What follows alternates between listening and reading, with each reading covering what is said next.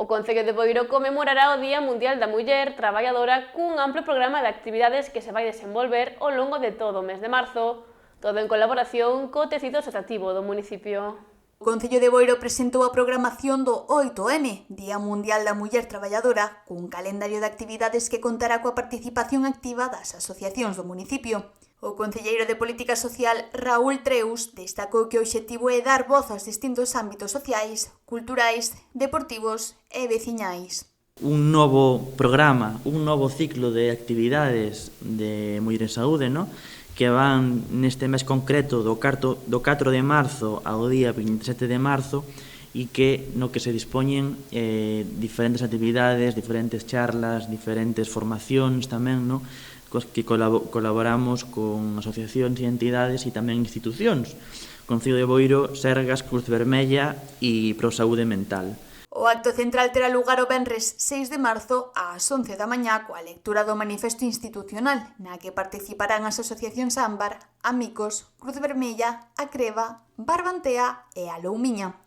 A xornada incluirá tamén a presentación da mostra visual e fotográfica Pegadas que inspiran, mulleres transformadoras onte, referentes hoxe, así como unha performance de danza contemporánea. O acto central o faremos o día 6 de marzo ás 11 da mañán con lectura de manifesto e como todos os anos facemos e un ano máis intentamos tamén enmarcalo e promover uns eventos artísticos ese mesmo día xunto con a lectura do manifesto, no? Para a reivindicación do propio 8M e da muller. O programa continuará o sábado 7 de marzo con relatorios e talleres centrados na muller e o autismo, o diagnóstico tardío e unha representación de teatro musical en Abanqueiro. Contribuímos a darlle un pouco de color tamén ao Día Internacional e programamos unha serie de actividades, conversas, talleres e incluso un teatro musical, non? O 7 de marzo en diferentes centros, diferentes talleres. Todo un viernes e todo un sábado destinado a celebrar, pois eso, a reivindicación da muller e do papel da muller. Durante todo o mes desenvolverase tamén o programa Mulleres Saúde, con talleres sobre ciberviolencia e control digital, alimentación saudable, sobrecarga dos coidados ou xestión emocional no duelo, entre moitos outros.